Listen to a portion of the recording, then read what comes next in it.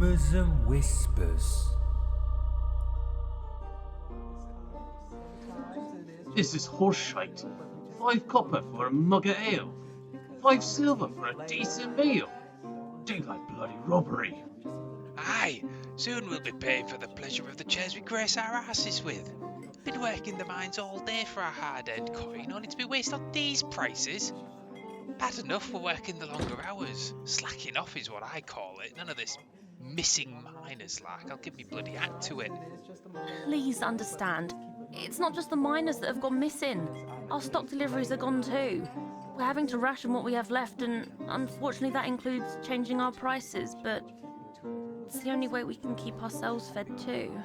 Hold on. You're rationing food too. Blaster, that's better not include the ale.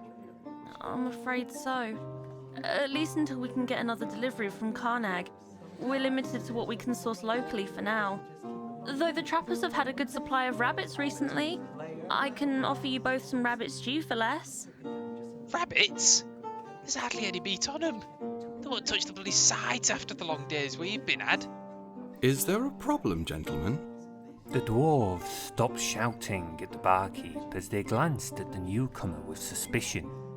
Delmor stood tall at the far end of the bar across from the disgruntled miners, his stance almost imposing but still somehow relaxed as he held their gaze waiting for a reply. Kabrak shifted uneasily. We've been working long hours in the mines for the past week. We're hungry, we're tired, and top it all off, the price of ale and food rob us of our extra pay. We just want a hearty meal and a bit of ale without costing the clothes off our back. It's because we haven't been able to get a delivery in since the last 2 went missing. We can still offer some cheaper food, or I can fetch water from the well. Water? Moradin's beard. Who comes to a tavern and drinks water? Gentlemen, I appreciate your frustrations, but it is hardly this lady's fault for the current situation. She can't help having limited stock. How about I buy you 2 of a stew and ale each, so that this young lady can get on with her job without harassment? Does that ease your displeasure? Not if we can only have 1 ale each. Delmor's expression hardened as he moved his cloak to one side, revealing the longsword at his hip, his tone firm and full of warning for the dwarves. The alternative is I leave you here with no food, nor ale, and in need of first aid. Is that your preference? Well, no, but... Perhaps we've been a bit harsh. Sorry, Kayla. If the kind gentleman proposal still stands, then maybe we could go and sit quietly at our usual table to stay out of the trouble, like. Of course, I'll be over with them soon. Both Kabrak and Kabrak gave Delmor a final look of wariness before turning away from the bar. Kayla gave a sigh of relief as the tension in the air faded. She turned to Delmor with gratitude on her once worried face. Thank you for stepping in.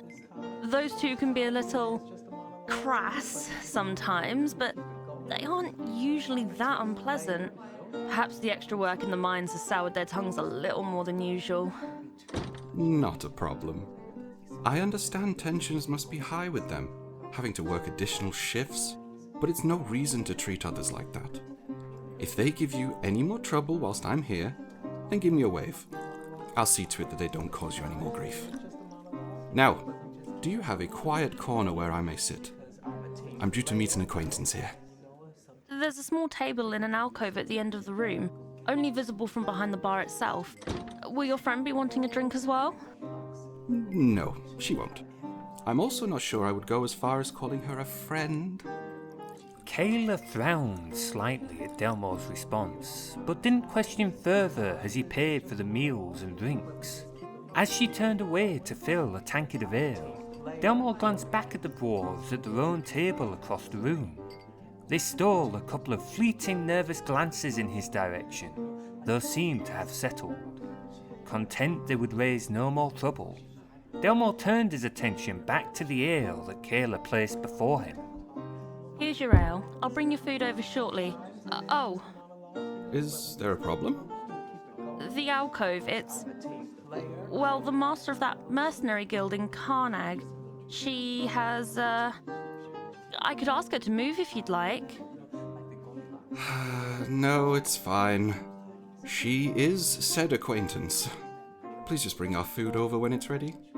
Delmor lifted his ale from the bar and for the first time that evening looked almost wary as he made his way over to where Shi'nurra was sitting.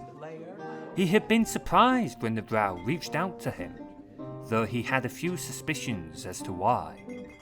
Miners and similar folk had gone missing from some of the small mining settlements around the Dragontooth Mountains.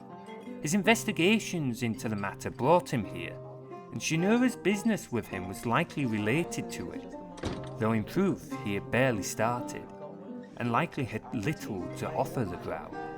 These thoughts filled his mind as he sat opposite at the table to Shi'nurra, who simply waited for him to speak.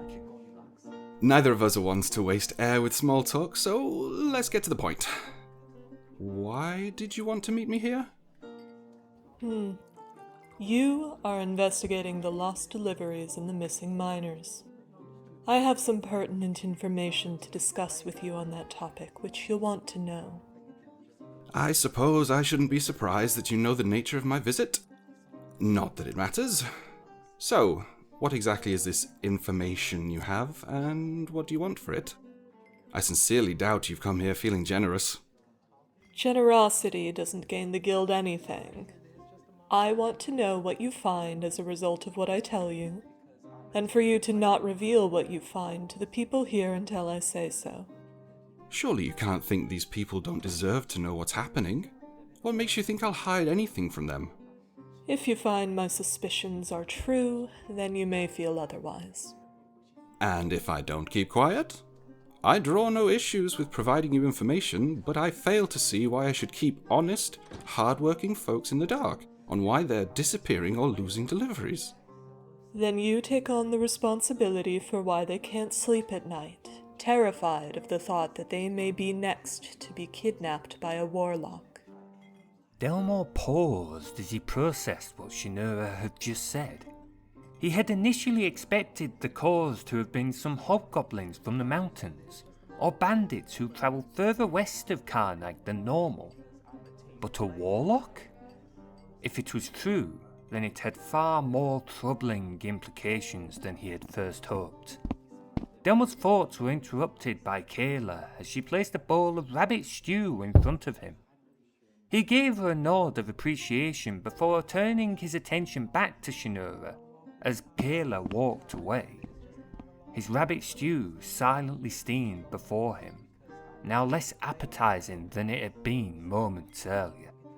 His focus turned towards ordering the thoughts in his mind rather than feeding the hunger in his stomach. What would a warlock want in these parts? I'm assuming you have some reasoning behind that suggestion. I do, though the sources of which are my business. There have been some disturbing transactions within certain areas of Karnag that have resulted in peculiar and oddly specific items making their way to the north of the Dragontooth Mountains. Alone, they mean little, but together, they can be the components for magics typically used by a certain kind of spellcaster, a warlock. Also, despite the missing folks and deliveries seemingly vanishing with no trace, there were some indications that a skilled person may have taken it upon themselves to cover up these incidents. There are other reasons that have led to this conclusion, however, they will not be pertaining to your immediate knowledge. So, you want me to help you with this investigation, but without telling me where this incredibly important information is from? Not to mention knowing it's potentially a dangerous warlock, and then demanding that I am to keep any information I find away from the townsfolk that are potentially in danger. What in the Seven Isles makes you think I'll agree to this? Because, as you have just said so yourself, you know how dangerous it is. You care too much about these common folk, and you know that this is the best way for you to help them. So you're manipulating me for your own benefit? The result will be the same whether I speak with you or not. I'm not here to look after your feelings. Delmor narrowed his eyes at Shi'nurra, though she held his gaze with a powerful intensity. Usually at this point, Delmor would dig in his heels against the person trying to force him to do their bidding. He'd upset many a noble in Karnag with this kind of obstinance, and a few more outside the city too. Unfortunately, he knew that Shi'nurra was right about her approach being the best way to help people without causing widespread panic. Not to mention getting on her bad side was far more dire than upsetting the nobility. Why me? You have plenty of folks in Oaken Shields, and someone like Looping would be far better suited for this if stealth is involved. What are you hoping to achieve having me do this? If a warlock is in fact setting up their own lair in the north of the mountains, then we don't need to tip them off that we know about it. A wandering vigilante investigating missing miners is less likely to alert them than a member of a well-known guild. Looping, while he has his undeniable strengths, is far less knowledgeable in magic than you are. You'll be more likely to understand their intentions or any magical effects they've already laid out in the area. Finally, you are one of the few adventurers of any skill outside the guild. If this task is too much and you get yourself killed, then at least we'll have an idea of what the warlock is capable of. In other words, you know that I'd be stumbling into it anyway, so you want to benefit from that. Why risk one of your own pawns when someone else can take the risk and you have everything to gain? The guild isn't the only place with strings that I can pull, one of which Looping will be too busy helping me with, not that he knows it. Also, you would have gone anyway, regardless of if I sent anyone else. Shi'nurra pulled out a small pouch of gold and placed it on the table before Delmor, though his eyes never left her unwaveringly cold and hardened face. 30 gold pieces. Consider this the deposit. There'll be more to come when you tell me what you find in the north. Given you've spent or given away most of your earnings from the bounty you got with Looping, you're hardly in a position to say no. If I hear nothing from you after 3 days, I'll presume you're dead.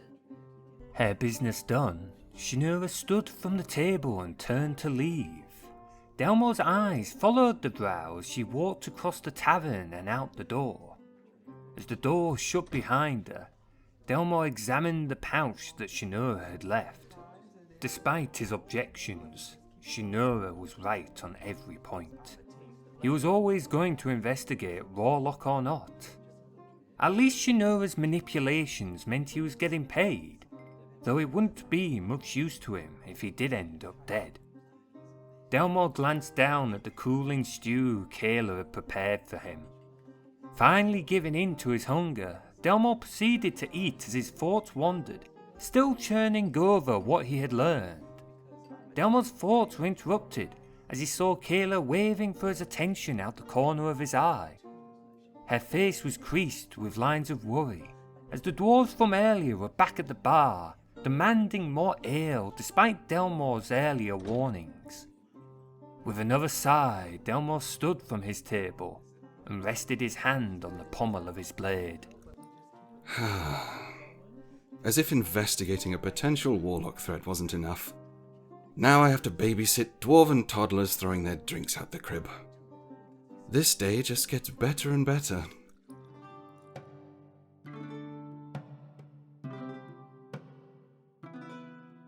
Thanks for watching the video. If you want to see more content like this, then hit that subscribe button.